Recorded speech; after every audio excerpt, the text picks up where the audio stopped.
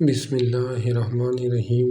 X square minus x plus one is equal to zero. इस question को solve करके x plus one और x x square plus one और x square into x power 36 plus one और x power 36 को find करेंगे। सबसे पहले क्या करेंगे, सबसे पहले इस इक्वेशन को नाम देते हैं फी का, यानी प्रोडक्ट, इनका प्रोडक्ट फाइंड करेंगे।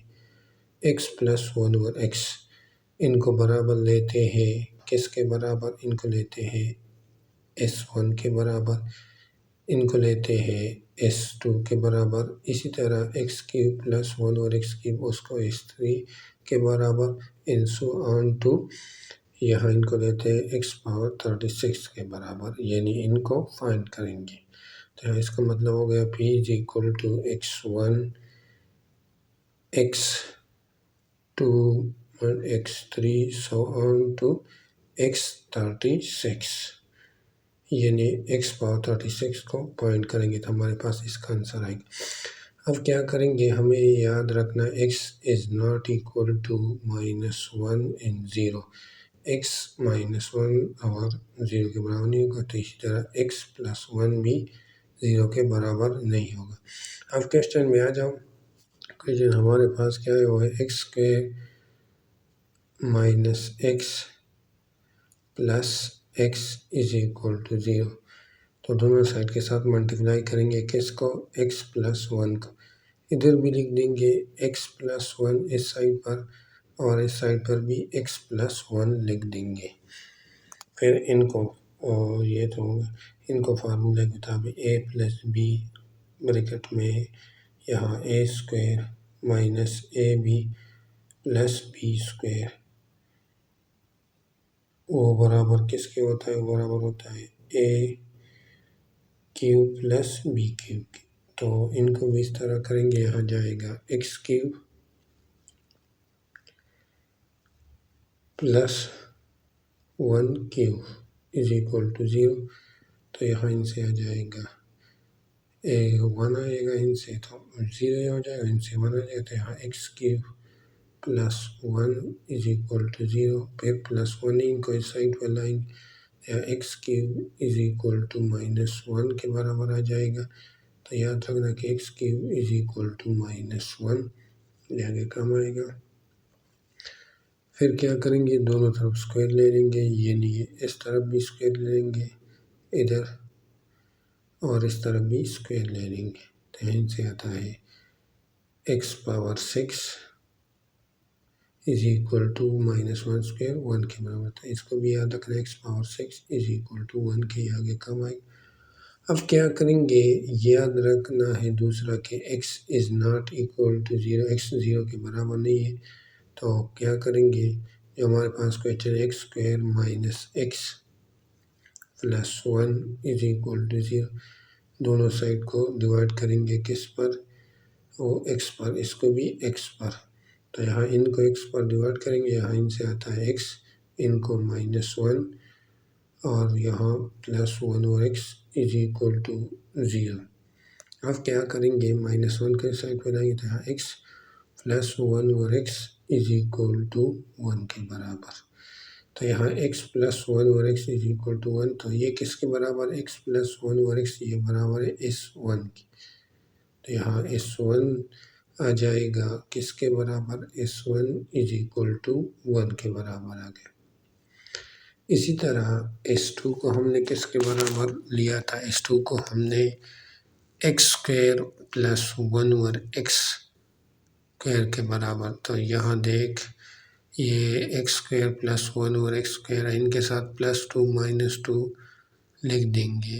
तो इनसे फार्मूला के मुताबिक क्या आता है, इनसे आता है एक्स प्लस वन और x whole square minus two. तो यहाँ ये किसके बराबर, एक्स प्लस वन और एक्स, तो इसका मतलब ये बराबर है वन स्क्वायर, तो वन आएगा, और माइनस टू, तो इनसे आता है माइनस वन, यानी S2 बराबर है किसके, माइनस वन के। अब क्या करेंगे, S3 को फाइंड करेंगे। तो S3 किसके बराबर आएगा? S3 बराबर आएगा x क्यूब के बराबर था प्लस 1/x3। तो x क्यूब हमने फाइंड किया था किसके बराबर था? -1 प्लस 1 यहाँ -1 ब्रैकेट, तो इनसे आता है -1 तो इनसे आता है -2, तो ये आ गया -2 के बराबर S3। अब क्या करेंगे? S4 को फाइंड करेंगे, तो S4 किसके बराबर आएगा? S4 आएगा x² plus 1/x² whole square डालो प्लस 1/x होल स्क्वायर और होल स्क्वायर -2। तो यहाँ इनसे हमारे पास डायरेक्टली से देख S2 होल स्क्वायर -2, तो S2 किसके बराबर था? -1 के, तो यहाँ -1 का स्क्वायर ले लो, तो इनसे क्या आता है? इनसे आता है 1 -2, तो इनसे आता है क्या आता है? S4 आ जाएगा -1 के बराबर।